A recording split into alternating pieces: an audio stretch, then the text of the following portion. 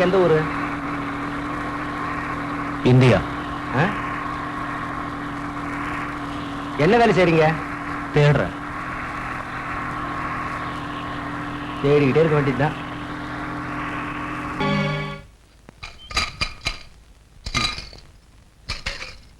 Thank you sir. Hello. யோ, நானே சாப்பிட்டு 4 நாள் ஆச்சு, நீ வேற. காலேஜ் ஸ்டூடெண்டா? ஆமா. கிராஜுவேட்டா?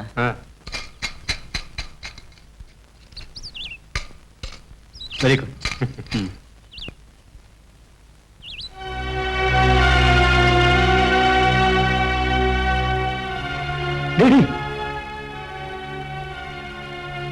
என்னடா இது இந்த கோலத்துல? விருப்பம் இல்லைன்னா அந்த பொண்ணை ஏன் அவன் நிர்பந்தப்படுத்தணும்? விருப்பம் இல்லைன்னா பின்ன அவ எதுக்காக இந்த தொழிலை செய்யணும்? எப்படியோ எனக்கு அது ஒரு புது அனுபவமா இருந்தது. என்ன அடிவானதா? ஒரு நிருபரோட வாழ்க்கையில இது சாதாரணமானதுதான். விபச்சாரிங்களை பத்தி நான் எழுதுற தொடரோட ஆரம்பம் தான்டா இந்த அனுபவம். நீ அவங்கள பத்தி எழுதுறதுனே முடிவு பண்ணிட்டியா? இந்த மாதிரி எத்தனை தொடர் வேணாலும் எழுதி தரேன் சார். திறமை உள்ளவங்க சாதிக்கிறதுக்கு எல்லா வகையிலும் நான் உதவியா இருப்பேன். ஆமா, வேசிங்களை பத்தி தொடர் கட்டுரை எழுதுறீங்களே, அது என்னாச்சு? முயற்சி பண்ணிக்கிட்டு இருக்கேன் சார். சீக்கிரமா எழுதி கொடுக்க பாருங்க, பத்திரிகையில் அனௌன்ஸ்மெண்ட் கொடுத்துறேன். ஓ எஸ், இந்த தொடரோட தொடர்ச்சியா அதை எழுதி கொடுக்குறேன் சார்.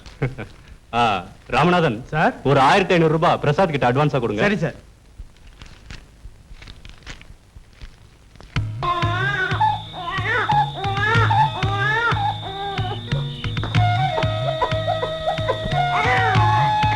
இப்ப எந்த லெவல்ல இருக்கு?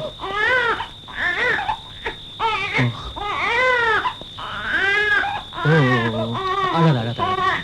ஓ ஏய் வாங்க. குழந்தை இங்க தனியா தொலைக்க விட்டு இது ஒரு அம்மா எங்கடா போய் தொலைங்க? அழாத. இந்த குழந்தையோட அம்மா எங்க? யாரும் இல்லையா?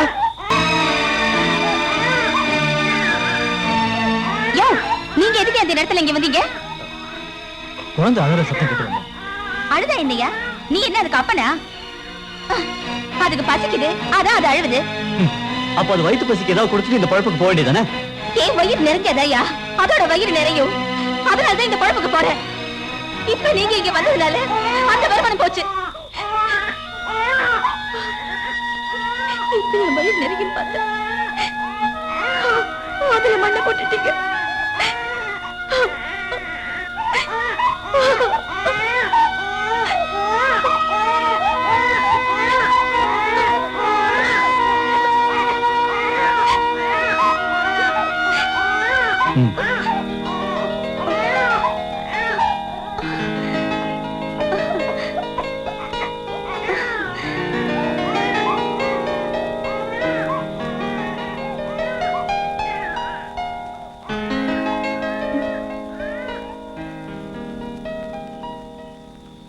இதுக்கு ஒரு ஆள் வந்தா போதும்.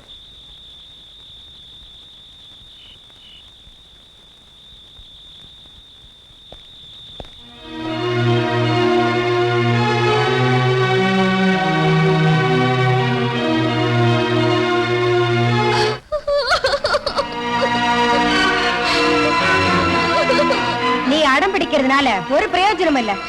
மரியாதை வந்து தின்னடி. எனக்கு பசிக்கல. பசி இல்லையாடி? உன்னை வழிக்கு கொண்டு வர எனக்கு தெரியும். எனக்கு இது பழக்கம் இல்ல. பழக்கப்படுத்திக்கணும். நான் இங்க வந்தது சமையல் வேலைக்கு தான். உன்னை 3000 ரூபாய் கொடுத்து வாங்கினது சமையல் வேலைக்கு இல்லடி. கொடுத்த பணத்துக்கு 1000 கணக்குல உன்னை வச்சு சம்பாதிக்கத்தான். பிச்சைக்காரங்க தொடருக்கு வாசகர் மத்தியில நல்ல வரவேற்பு இருந்துட்டு வருது போல இருக்கு. இத படிச்சு பாத்தியா? பிச்சைக்காரங்களை பத்தி எழுதி சம்பாதிக்கிற நீங்க தான் உண்மையான பிச்சைக்காரங்க. இவங்களோட கேள்விக்கு நாம தகுந்த பதிலடி கொடுக்கணும். நாம இத பெரிய விஷயமா எடுத்துக்க வேண்டாம். இது நம்ம எடிட்டரோட லெட்டர். இன்னும் உடனே புது கட்டுரை எழுத சொல்லிருக்காரு. ஏதாவது புது மேட்டர் வச்சிருக்கியா என்ன?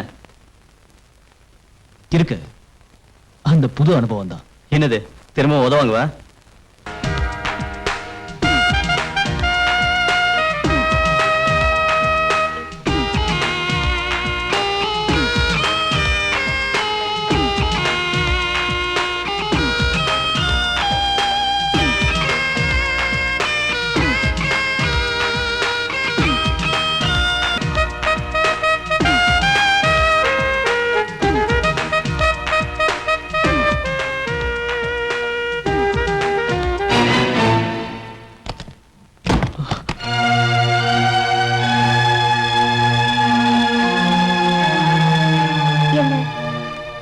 ஞாபகம் இருக்கா? இல்ல. இங்க வரவங்க கிட்ட என்ன ஞாபகம் இருக்கான்னு கேட்க கூடாது.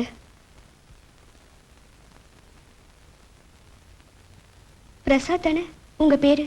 ஆமா. காலேஜ்ல நான் உங்களோட ஜூனியர். பேரு சுமதி. நீங்க போட்ட மனிதனின் மறுபக்கம் நாடகத்துல நானும் நடிச்சிருக்கேன். எனக்கு ஞாபகம் இருக்கு. சரி, உங்ககிட்ட ஒரு ரிக்வெஸ்ட். இனிமே இந்த பக்கம் வராதீங்க. ஏ, அன்னைக்கு சண்டை போட்டதுனாலயா? அதனால இல்ல. என்ன சுமதி, இப்ப நான் இங்க வந்தது மத்தவங்க மாதிரி எண்ணத்துல இல்ல. நீங்க இந்த தொழிலுக்கு வந்ததுக்கான காரணத்தை நான் தெரிஞ்சுக்கணும். அதுக்கு எனக்கு நீங்க கொஞ்சம் உதவ முடியுமா? என்னை பத்தி சொல்றது கூட எனக்கு சுதந்திரம் இல்ல. என் படுக்கைக்கு வரவங்களை சந்தோஷப்படுத்துறதுதான் என்னோட தொழில். உங்களுக்கு நான் எப்படி உதவ முடியும்? சுமதி, நான் ஒரு கட்டுரை எழுதிக்கிட்டு இருக்கேன். அது பத்திரிகையில வெளியானதுக்கு அப்புறம் உங்களோட பாதுகாப்புக்காக ஒரு அமைப்பையே உருவாக்கணும். ஆமா, நீங்க இந்த நிலைமைக்கு வர காரணம்? படிச்சிட்டு இருக்கும்போது சினிமாவில் நடிக்க ஒரு வாய்ப்பு கிடைச்சது. அந்த பட ப்ரொடியூசர் கிட்ட நான் என் மனசை பறி கொடுத்தேன். அதை புரிஞ்சுக்கிட்டு அந்த ஆளு என்ன பல பேருக்கு பங்கு போட்டு நிறைய பணம் சம்பாதிச்சது என்ன அம்போன்னு விட்டுட்டான். அதனாலதான்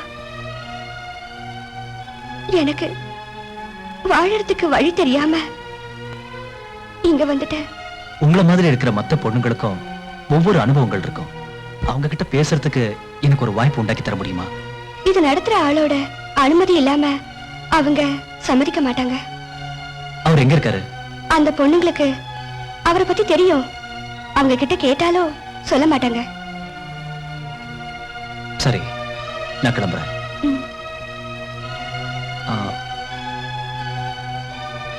நீங்க சொன்ன அந்த ப்ரொடியூசரோட அட்ரஸ் தர முடியுமா? எல்லாம் ஒரு நல்ல விஷயத்துக்காக தான்.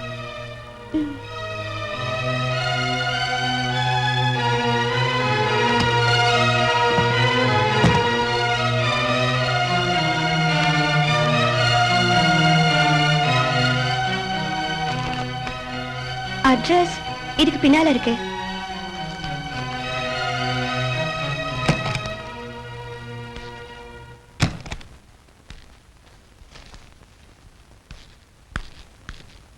ஹலோ.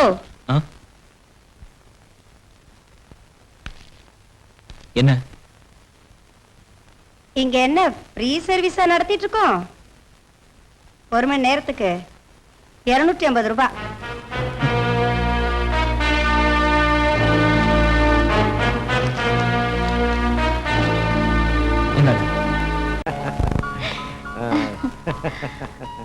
என்ன உனக்கு ஞாபகம் இருக்கா?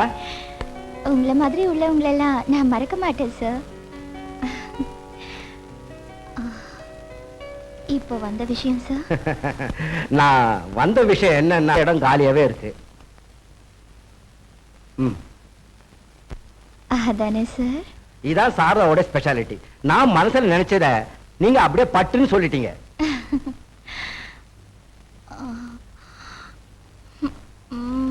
கையில பத்திரம் கிடைச்ச உடனே 2 மடங்கு தரேன், போதுமா? உடனே பில்டிங்கோட பிளானை ரெடி பண்ணிக்கிங்க. சரி, அப்போ நான் எப்போ வரணும்? அத மேயரே ஃபோன் பண்ணி சொல்லுவாரு. அப்போ நான் புறப்பட்டுமா? வரேன்.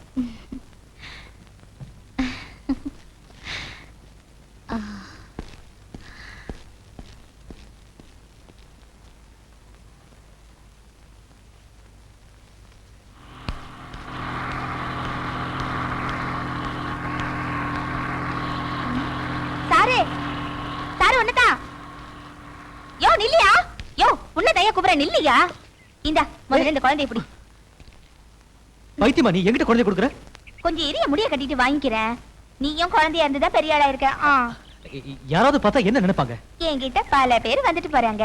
யாரு என்ன நினைப்பாங்க? உனக்கு என்ன வேணும்? நீ வேணும். எனக்கு ஒண்ணு ரொம்ப பிடிச்சிருக்கு. உன் கூட வரட்டா? எனக்கு அது பிடிக்காது. பின்ன என்னத்துக்கு எனக்கு பணம் கொடுத்த? நீ கஷ்டப்படுறேன்னு. அப்படின்னா போ. இனிமே உன்னை நான் கூப்பிட மாட்டேன். உனக்கு இப்ப பணம் வேணுமா?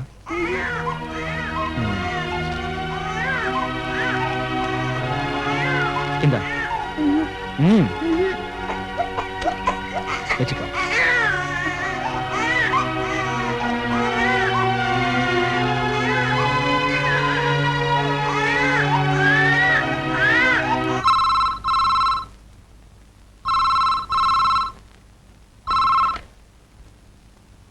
ஹலோ சாரதா ஹியா.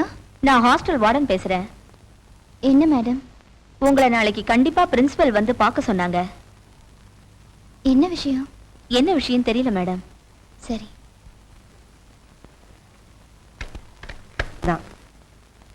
பட் ஆக்டிவிட்டீஸ்ல மட்டும் அவ சரியில்லை. மிஸ் சாரதா, இவ இப்ப கர்ப்பமா இருக்கா. அவளை செக்அப் செஞ்ச டாக்டரே அப்படி சர்டிபிகேட் கொடுத்திருக்காங்க. தப்பான விஷயத்த யார் செஞ்சாலும் அவங்கள வெளியே அனுப்புறதுதான் போர்டோட தீர்மானம்.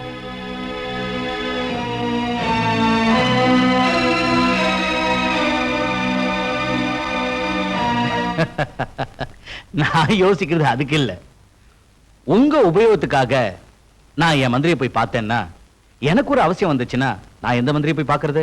எந்த மந்திரி சபை அமைஞ்சாலும் அதுல உங்க ஆளுங்க தான் மந்திரிகளா இருப்பாங்க. அப்படி எல்லாம் ஒண்ணும் இல்ல. மினிஸ்டரா இருக்குமோ? அவரா இருந்தா போன் பண்ணிட்டு தான் வருவாரு.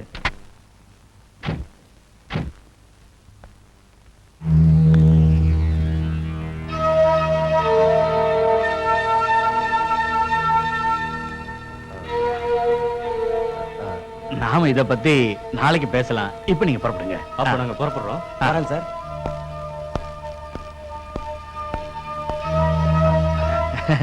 சாரதா, ஏன் அங்கே நின்னுட்ட? உள்ளவா.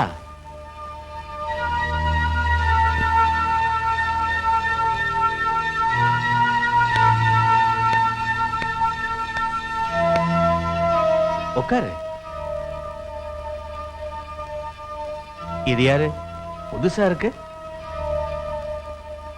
என் தங்கச்சி.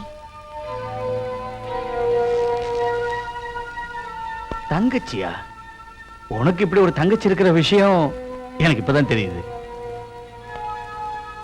எனக்கு ஒரு தங்கச்சி இருக்கிற உண்மைய நான் உங்ககிட்ட மட்டும் இல்ல, யார்கிட்டயுமே இது வரைக்கும் சொன்னதில்ல.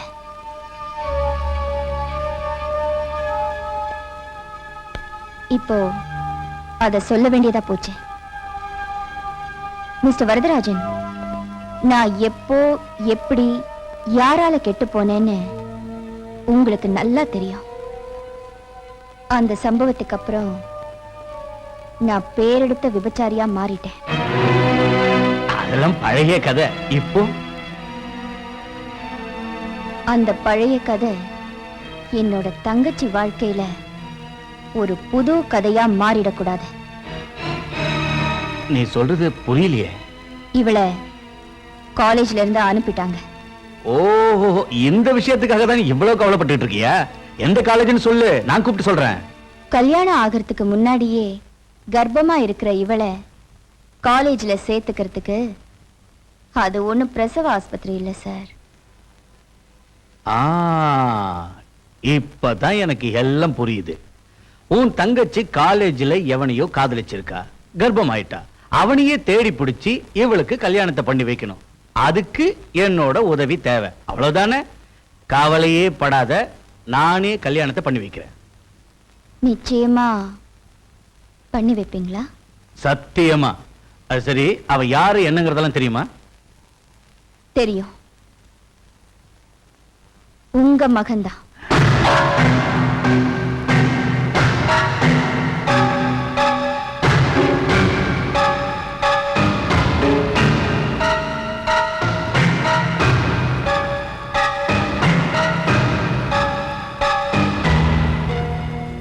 கிரி, கிரி,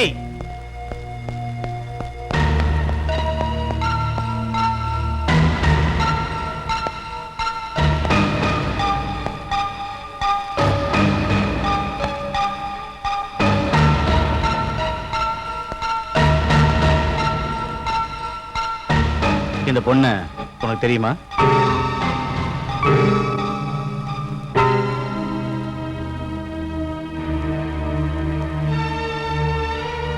தெரியும். என் காலேஜ் மேட். இவளை உனக்கு கல்யாணம் பண்ணி வைக்கலான்னு நான் முடிவு செஞ்சிருக்கேன். நீ என்ன சொல்ற? உங்க விருப்பப்படியே செய்யுங்க டாடி. சாரதா, இது நம்ம வீட்டு கல்யாணம், அதனால அது கோலாகலமா நடக்கணும். நல்ல நாளை நீயே முடிவு பண்ணி சொல்லு.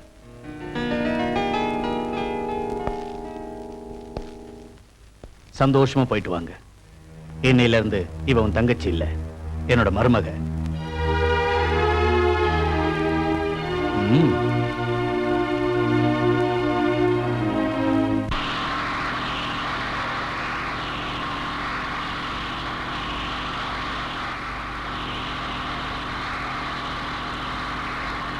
அக்கா, நீங்க ஒரு விபச்சாரின்னு சொன்னது உண்மைதானா?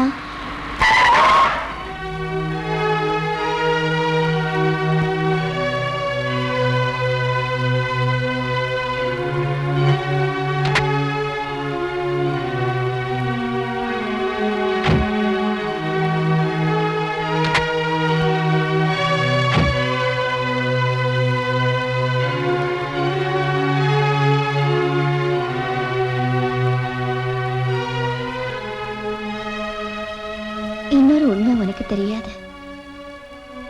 நான் விபச்சாரி மட்டும் இல்ல, விபச்சார விடுதிக்கு முதலாளியும் கூட.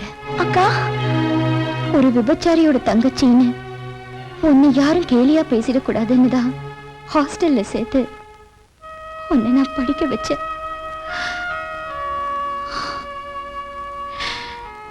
கூட பிறந்தவங்கிற பாசத்தை மறந்து நான் தனியா வாழ்ந்தேன். இதெல்லாம் உன்னோட நன்மைக்காக நான் செஞ்சேன்.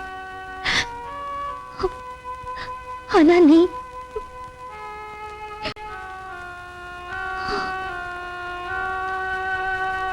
அக்கா, என்ன மன்னிச்சிரு. எப்படியோ கிரியோட அப்பா கல்யாணத்துக்கு சம்மதிச்சிட்டாரு.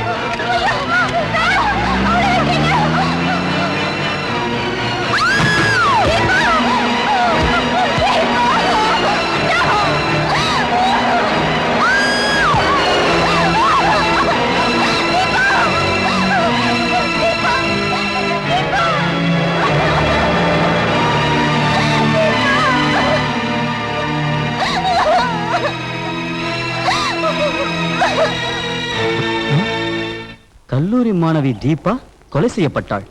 தீபா என்ற கல்லூரி மாணவி தனது சகோதரியுடன் காரில் வந்து கொண்டிருக்கும் போது ஜீப்பில் வந்த 4 ரவுடிகள் அவர்களை வழிமறித்தனர். அவர்கள் இருவரும் தப்பிக்க முயற்சி செய்த போது அந்த ரவுடிகளின் பிடியில் சிக்கிக் கொண்டனர். சகோதரி சாரதா முன்னிலையிலே தீபாவை ஜீப் ஏற்றி கொன்று விட்டு தப்பி சென்று விட்டனர். போஸ்ட்மார்ட்டம் ரிப்போர்ட்டில் தீபா கர்ப்பம் என தெரிய வந்துள்ளது. போலீஸ் விசாரணையும் தொடங்கியுள்ளது. ஏண்டா, இந்த தீபா சாரதாவோட தங்கச்சியா?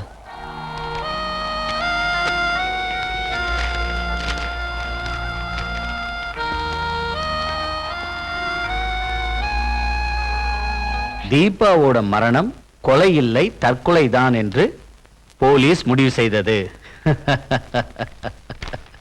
பாவம் சாரதா, இப்படியெல்லாம் நடக்கும்னு அவன் நினைச்சிருக்க மாட்டா.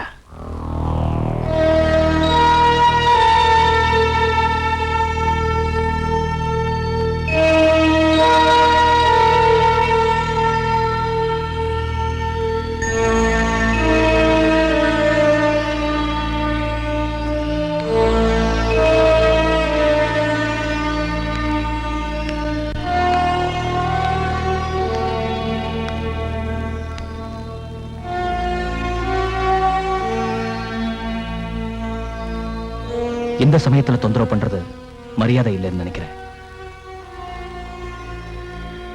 நேத்து பேப்பர்ல உங்க தங்கச்சிய உங்க கண்ணு முன்னாலேயே கொலை செஞ்சாங்க நியூஸ் வந்திருக்கு. ஆனா இன்னைக்கு பேப்பர்ல அது கொலை இல்ல தற்கொலைன்னு போலீஸ் ஸ்டேட்மெண்ட் கொடுத்திருக்கு. நியூஸ் படிச்சேன்.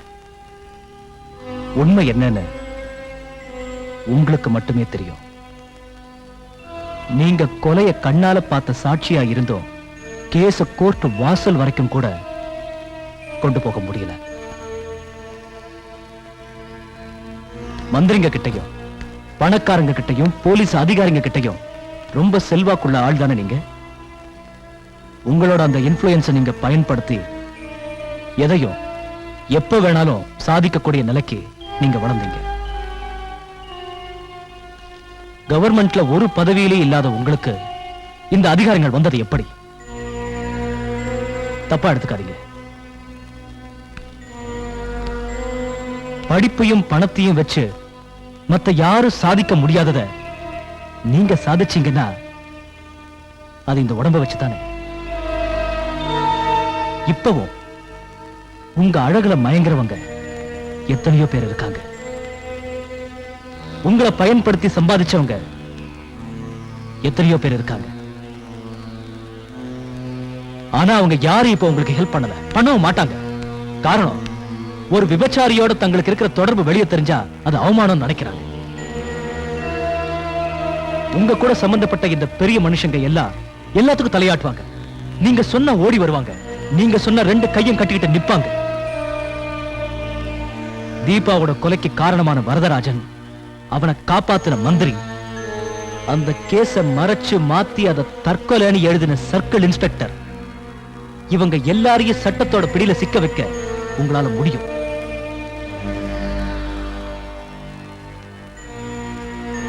அதுக்கு நான் சொல்றத நீங்க கேட்கணும். நீங்க உங்களோட சுயசரிதையை எழுதணும்.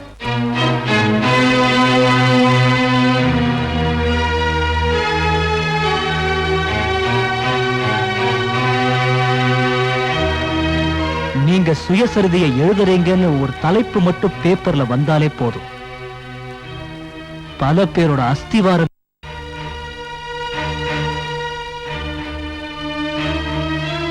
என்ன எழுதுறீங்களா?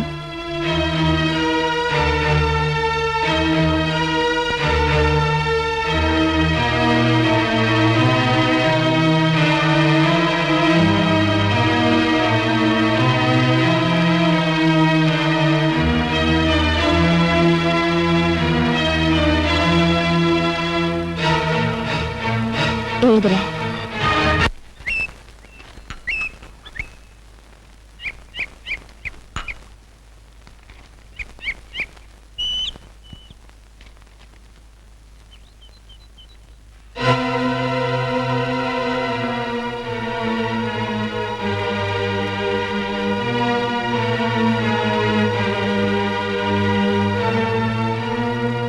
சாரதா சுயசரிதை எழுத போறாளா? ஹலோ, யாரு? நான் தான். இன்னைக்கு பேப்பர் பாத்தியா? படிச்சுக்கிட்டே இருக்க, நீங்க கூப்பிடுறீங்க சார். யோ, அந்த சாரதா சுயசரிதை எழுதுறாளாம். அதுல என்னையும் உன்னையும் எழுதிடுவாளோன்னு பயமா இருக்கு. அதான் சார் எனக்கும் பயமா இருக்கு. நீ கல்லூரி மங்க மாதிரி இருந்தா அவளோட சுயசரிதை வெளியே வந்துரும். இப்ப என்ன சார் செய்யறது? என்ன செய்வியோ தெரியாது. நீ அவகிட்ட போய் எழுதாம இருக்கிறதுக்கு என்ன வேணும்னு கேளு. சரி.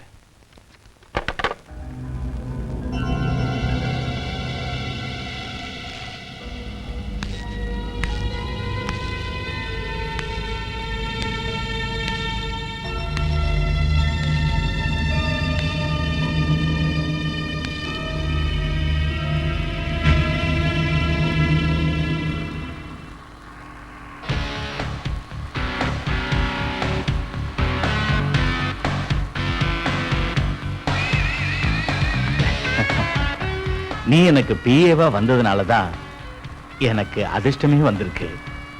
சாரதா, இந்த ஃபைல்ல மினிஸ்டர் ஒரு கையெழுத்து போட்டுட்டாருன்னா ஒரு பெரிய பிசினஸ் கிடைக்கும். அதோட எனக்கு ஒரு நல்ல அந்தஸ்தும் வரும். இதுல கையெழுத்து வாங்குறதுல தான் உன் சாமர்த்தியமே இருக்கு.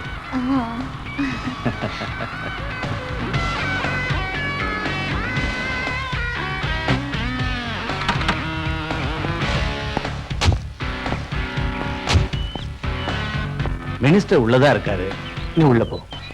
அப்போ நீங்க நீங்க ரெண்டு பேரும் பேசிக்கிட்டு இருங்க, நான் ஒரு ஃபோன் பண்ணிட்டு வந்துடுறேன். Good morning sir. Good morning. Varadarajan எப்போ உன்னை பத்தி தான் சொல்லுவாரு. சரதா, அவரோட பிஏ எத்தனை மாசமாச்சு? 6 மாசம் ஆச்சு. உனக்கு இதை விட ஒரு நல்ல வேலை வாங்கி தர என்னால முடியும். ஆனா வரதராஜன் தப்பா நினைச்சுக்குவாரே. சார், அந்த ஃபைல்ல கையெழுத்து போட்டா உன்னோட அழக பார்த்ததும் கையெழுத்து போடுறதையே நான் மறந்துட்டேன்.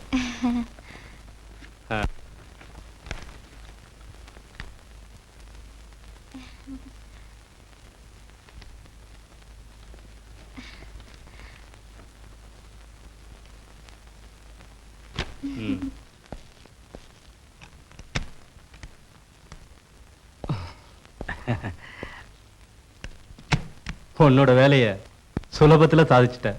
ஆனா நான் படாத பாடுபட்டுட்டேன். அது வந்து சின்ன பொண்ணு இல்லையா, அதனால கஷ்டப்பட்டாலும் நல்ல ஸ்ட்ரக்சர். அவளை மூலதனமா பயன்படுத்தினா நீ பெரிய பணக்காரன் ஆயிடுவ. சார், நீ உள்ள போய் அவளை சமாதானப்படுத்த.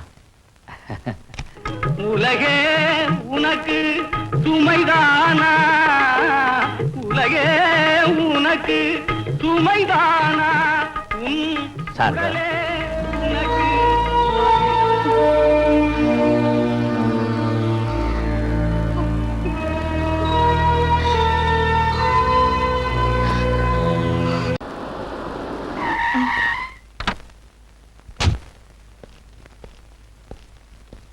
பிரசாத், சம்பந்தப்பட்ட முதல் கொம்பை வீடு தேடி வந்துட்டான்.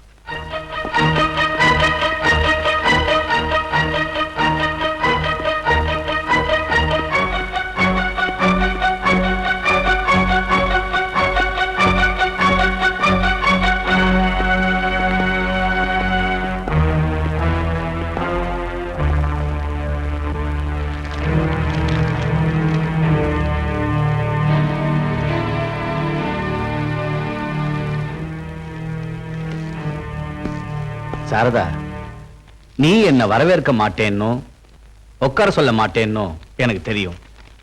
அதெல்லாம் தெரிஞ்சுதான் நான் இங்க வந்திருக்கேன். நான் உங்ககிட்ட கொஞ்சம் தனியா பேச வேண்டியிருக்கு. உங்களை மாதிரி உள்ளவங்க என்கிட்ட பிரைவேட்டா பேசுறதுக்கு என் பெட்ரூம் தான் வசதியான இடம். ஆனா அது பழைய காலம். இப்போ இந்த ஹால்லேயே பேசினா போதும்.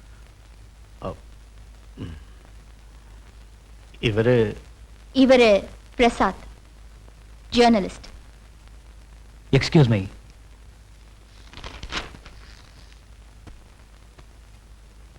ஓஹோ, இப்ப இவன் தான் உன்னை சப்போர்ட் பண்ணிக்கிட்டு இருக்கிறதா?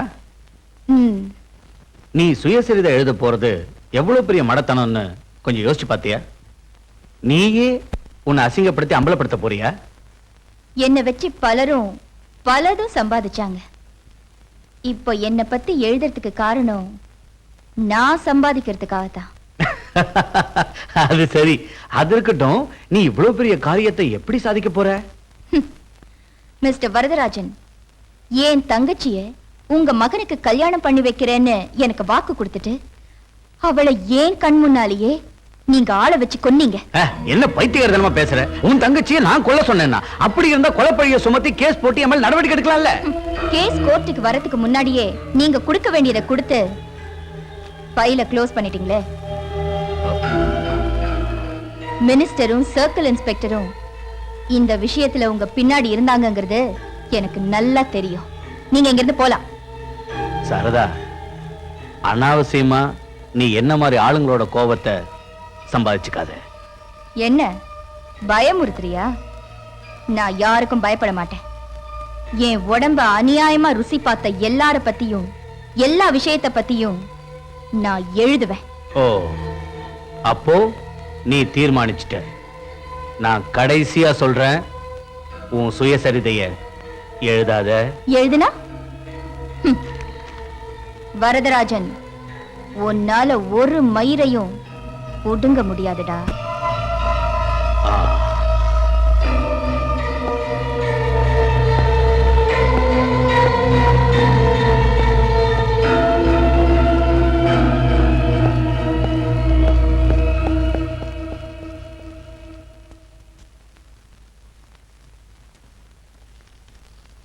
உங்களோட துணிச்சலை மனப்பூர்வமா பாராட்டுறேன்.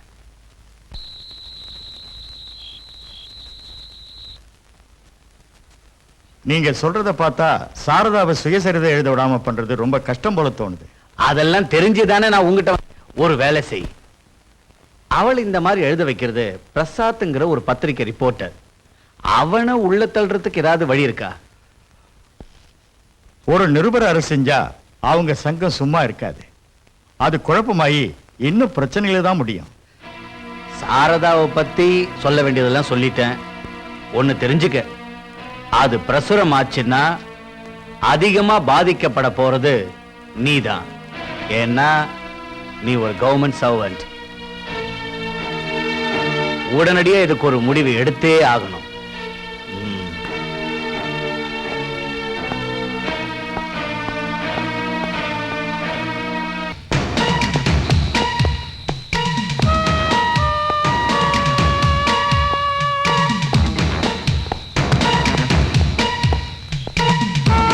ஏறா.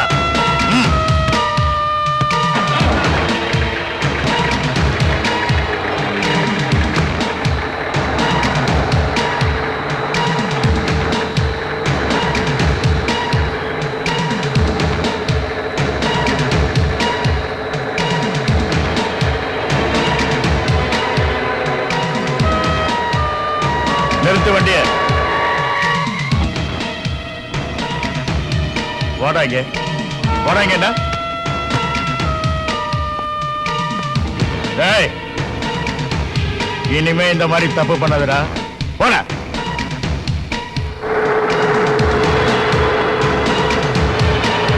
நிறுத்து. இதுக்கெல்லாம் நீதான் ஏன் காரணம்? அப்படி சொன்னா எப்படி சார்? என்னோட மகனை அவ தங்கச்சிக்கு கல்யாணம் பண்ணி வைக்கிறது மானக்கேடு இல்லையா? அதை விட மானக்கேடு இல்லையா இப்போ வரப்போறது? அந்த கொலையை ஒண்ணு இல்லாம பண்ண சொல்லி நீ என்கிட்ட சொன்ன. நீ சொன்னதை கேட்டதுனால இப்ப பார்ட்டியில பெரிய பிரச்சனையாகி என்ன பதவியில இருந்து தூக்கிட்டு வேற எவனையாவது உட்கார வச்சிருவானு எனக்கு பயமா இருக்கியா?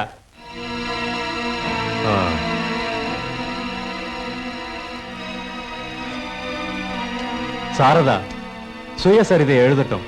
சார், டேய், ஓம் புத்திக்கும் ஏன் புத்திக்கும் வித்தியாசம் இருக்குடா. சாரி மிஸ்டர் பிரசாத், சாரதாவோட சுயசரிதையை வெளியிடறதுக்கு எங்களால முடியாது. சார், இப்போ இப்படி திடீர்னு சொன்னீங்கன்னா? இது ஏன் ஒருத்தனோட முடிவு இல்ல, எடிட்டோரியல் போர்டோட முடிவு தான் இது. என்ன காரணம்? ஒரு விபச்சாரியோட சுயசரிதையை பிரசுரிக்கிற தரங்கட்ட பத்திரிகை இல்ல இது.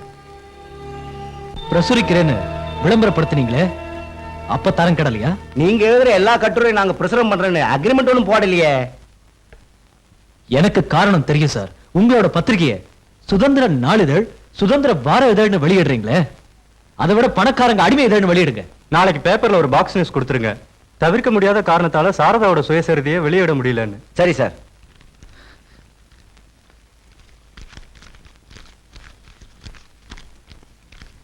இந்தாங்க உங்க அட்வான்ஸ்.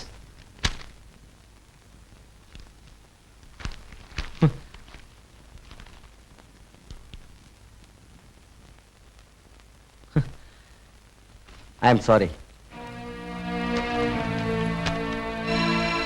இதுக்கு என்ன காரணம்? பத்திரிகை நடக்கிறதே விளம்பரத்தினாலதான். இந்த சுயசரிதையை பிரசுரிச்சா மிரட்டப்படுறதும் பாதிக்கப்படுறதும் நாங்க தான். மந்திரிங்களுக்கும் பணக்காரங்களுக்கும் பயந்து பத்திரிகையை நடத்துறதை விட விபச்சாரம் நடத்தலாமே. இதெல்லாம் சொல்றதால ஒன்னும் பிரயோஜனம் இல்லை. சாரி. மினிஸ்டர் எல்லா பத்திரிகை ஆபீஸ்லயும் சொன்னதுனாலதான் அதை பிரசுரிக்காம அப்படியே நிறுத்திட்டாங்க. இனி அவளை வளர விட்டா நிச்சயமா நமக்கு ஆபத்து தான். இனிமே அவன் நமக்கு எதிரியா வரமாட்டா.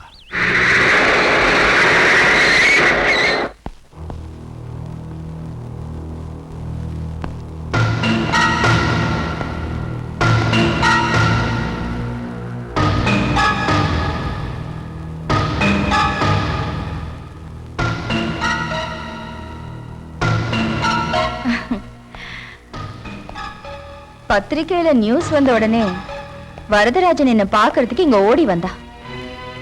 உடனே நீங்களும் வருவீங்கன்னு எதிர்பார்த்தேன். ஆனா நீங்க வரல. பத்திரிக்கையில பிரசுரம் ஆகலன்னு தெரிஞ்சதும் என்ன பாக்குறதுக்கு நீங்க வந்திருக்கீங்க. தைரியமா வந்த விஷயம் உன்னை அரெஸ்ட் பண்றதுக்கு. காரணம் விபச்சாரம் நடத்தின குற்றத்துக்கு.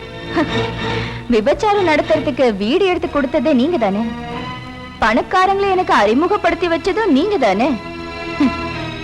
சுருக்கமா சொன்னா இந்த மானம் கேட்ட தொழிலுக்கு பிசினஸ் மாமா நீங்க. ஏறடி வண்டியில. வாரண்ட் இருக்கா?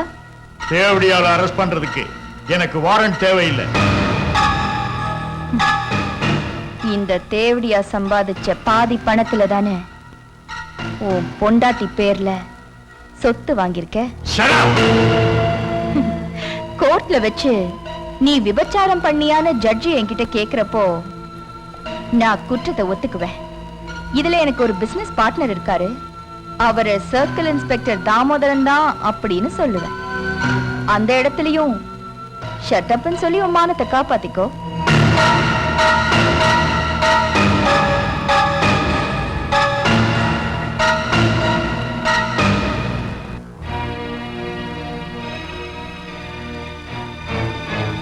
என்ன அரெஸ்ட் பண்ணி பார்க்கலாம்.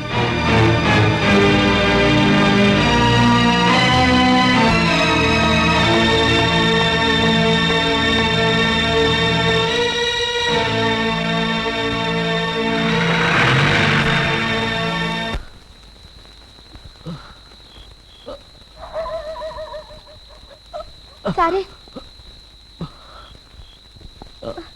சாரு, நீங்க ஒண்டியா போவேணாம், நானும் உன் கூட வரேன். வேண்டாம்.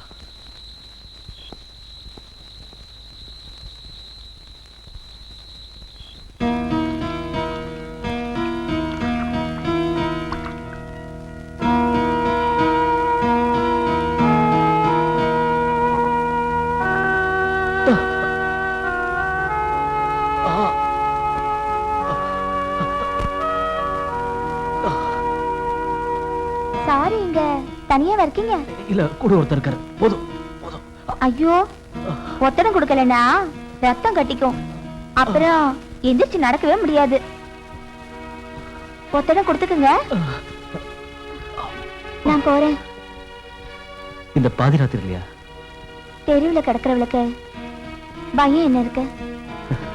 விடிஞ்சதுக்கு அப்புறம் போனா போதும். அங்க போய் படுத்துக்க. ம். இது பாரு, அந்த பாயை எடுத்துக்க.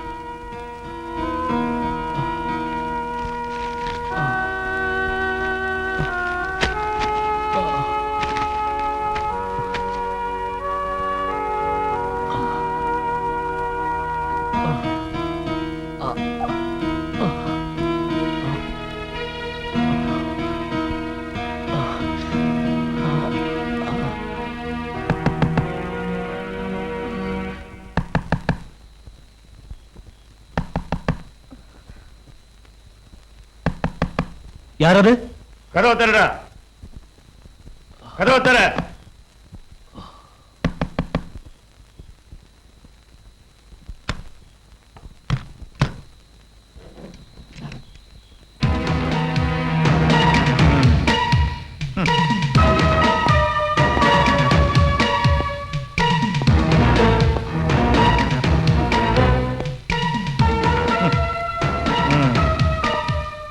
நல்லா இருக்கு. இதான் உன் சமூக சேவையா? வேசி எழுதுற கதைக்கு கூட்டணியா இருந்துட்டு இப்போ தெருவேசியோட கும்மாளம் போடுறியா? என்னடா?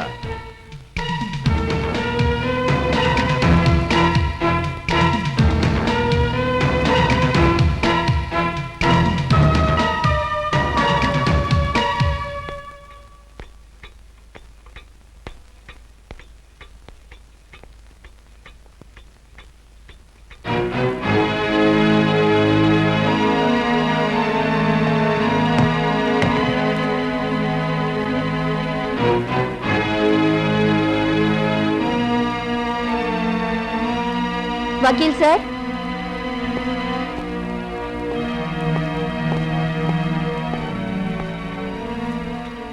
கொடுங்க.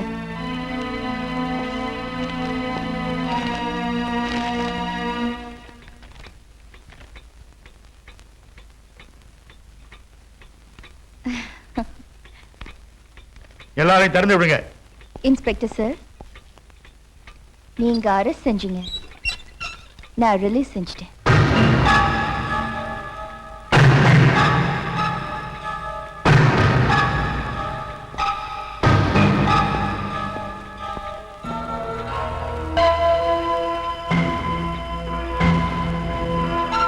நீங்க என்னையில இருந்து வரதராஜனோட குடும்ப போலீஸா நீங்க?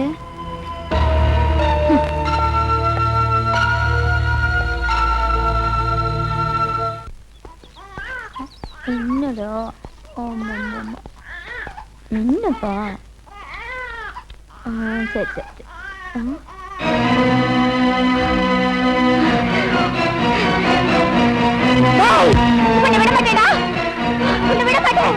உனக்கு என்ன வேணும்? நான் யாரா? என்ன தெரியல? உனக்கு தெரியலையாடா? என்ன தெரியல? அட பாவி! எனக்கு தெரியல.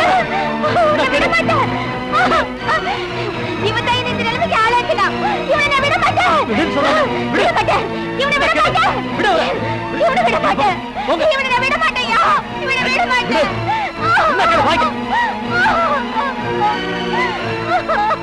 நீ எதுக்கு அவரோட சண்டை போட்ட?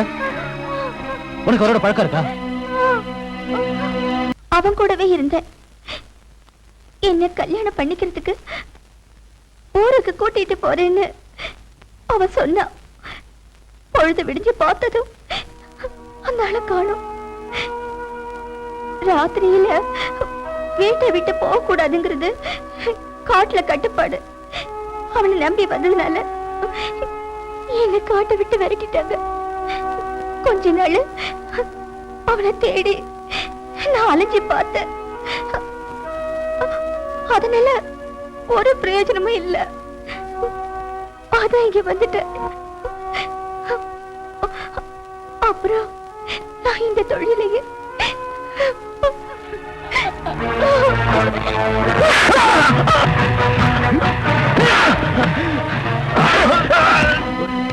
எந்திரடா. அன்னைக்கு அவ சண்டை போட்டப்போ நீ பெரிய மனுஷன்னு உன்னை போக விட்ட. அதுக்கு பதிலா தான் இப்ப நீ அடி வாங்குறது. கள்ளம் கபடம் தெரியாம எங்கேயோ காட்டுல வாழ்ந்துகிட்டு இருந்த இவளை இப்படி அநியாயமா விபச்சாரியா மாத்திட்டியாடா. இதுக்கு காரணக்கர்த்தாவே நீதான். இவளை வச்சு ஒன்ன பயப்படாத. அந்த மாதிரி மடத்தனமா எதுவும் செய்ய மாட்டோம். இப்ப இவ வாடுறதுக்கு நீ பணம் கொடுக்கணும். அதிகம் ஒண்ணு இல்ல, 25,000 கொடுத்தா போதும். என்கிட்ட இப்போ பணம் ஒண்ணும் இல்ல.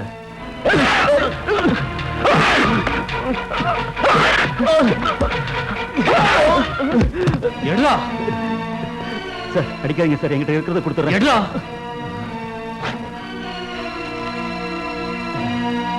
ராசதி குடா.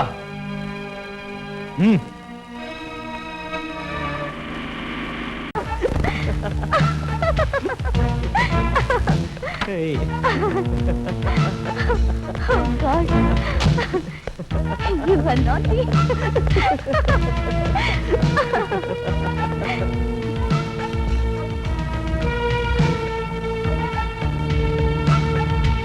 இவனை நீ லவ் பண்றியா? ஓ வயித்துக்குள்ளேயும் இவனோட லவ் வளர்தா என்ன? யார் நீங்க? டீசன்சி இல்லாம பேசுறீங்க. நீ தேர்ந்தெடுத்தவன் டீசன்சி இல்லாதவங்கிறதுனாலதான் என் தங்கச்சி லவ் பண்ற மாதிரி நடிச்சு அவளை கர்ப்பிணி ஆக்கி கொன்னவன். கிரி என்ன வளர்றா இவ? இவளே ஒரு பாப்புலரான தேவடியா? இவ தங்கச்சிக்காரி மட்டும் எப்படி இருப்பாளா? அவ எவளோட போய் கர்ப்பமானதுக்கு என்ன சொல்றா?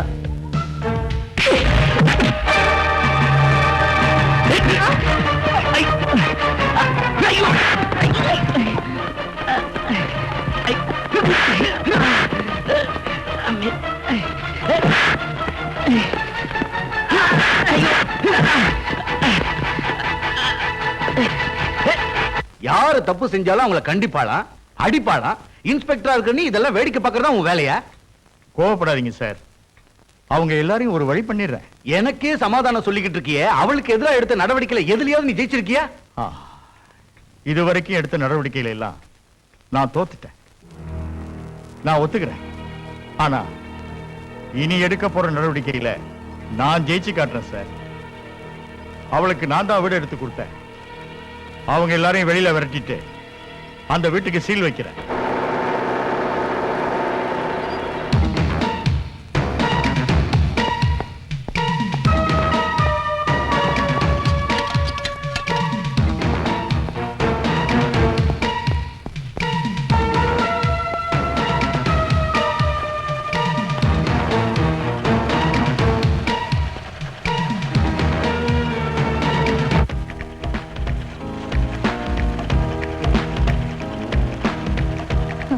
சாருக்கு ரொம்ப ஆச்சரியமா இருக்கு போல இருக்கு.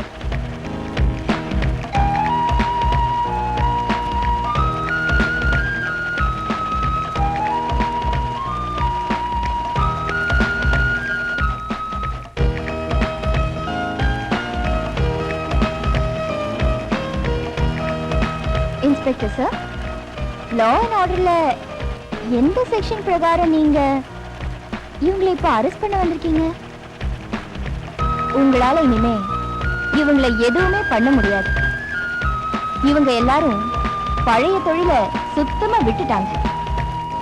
இந்த தொழிலை ஸ்மால் ஸ்கேல் இண்டஸ்ட்ரீஸ் ஆக்ட்ல பெர்மிஷன் வாங்கித்தான் ஆரம்பிச்சோம், நடத்துறோம். நீங்க இப்ப போய் அயோக்கியங்களை அரெஸ்ட் பண்ணா நல்லா இருக்கும்.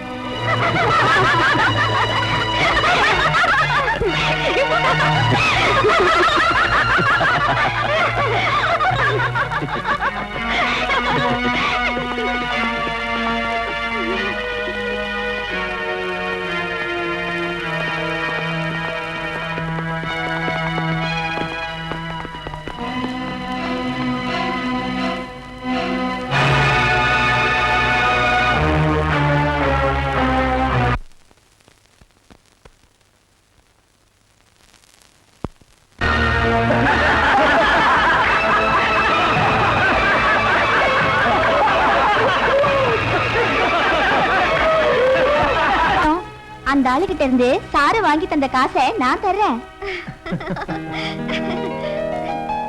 என் கையில இருக்க காசையும் நான் தரேன். அவ சொந்த பிரஸ்ல அச்சடிக்கிறத தடை செய்ய முடியுமா? அச்சடிக்கிறத தடை செய்யலனாலும் இப்ப அத விநியோகம் பண்றத தடை பண்ணியே ஆகணும். தடை பண்ணாம விட்டா நம்ம 2 பேர் தலையும் உருள்றது நிச்சயம்.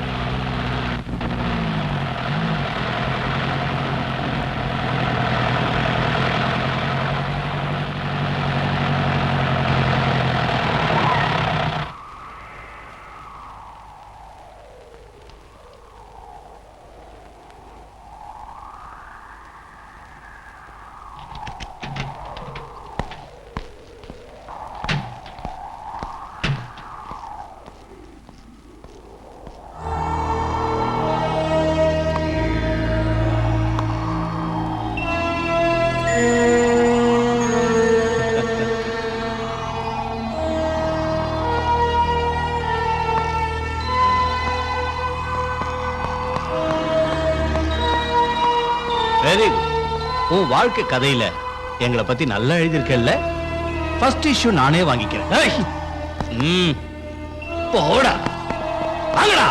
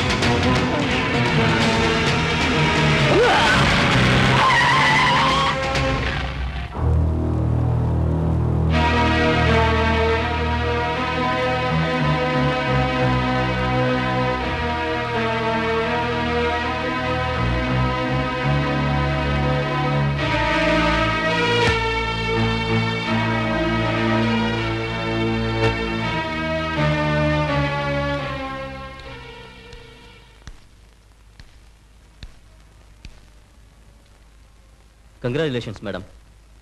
உங்களோட சுயசரிதை வெளியே வந்ததோட பலன் சென்ட்ரல் மினிஸ்டர் ஜனார்தனனை மந்திரி சபையிலிருந்து டிஸ்மிஸ் செஞ்சுட்டாங்க.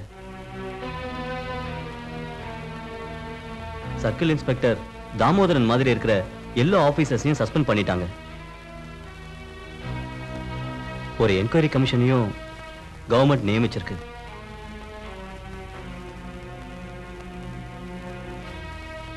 இதெல்லாம் பார்த்து சந்தோஷப்பட நம்ம கூட பிரசாத் இல்லாம போயிட்டாரே.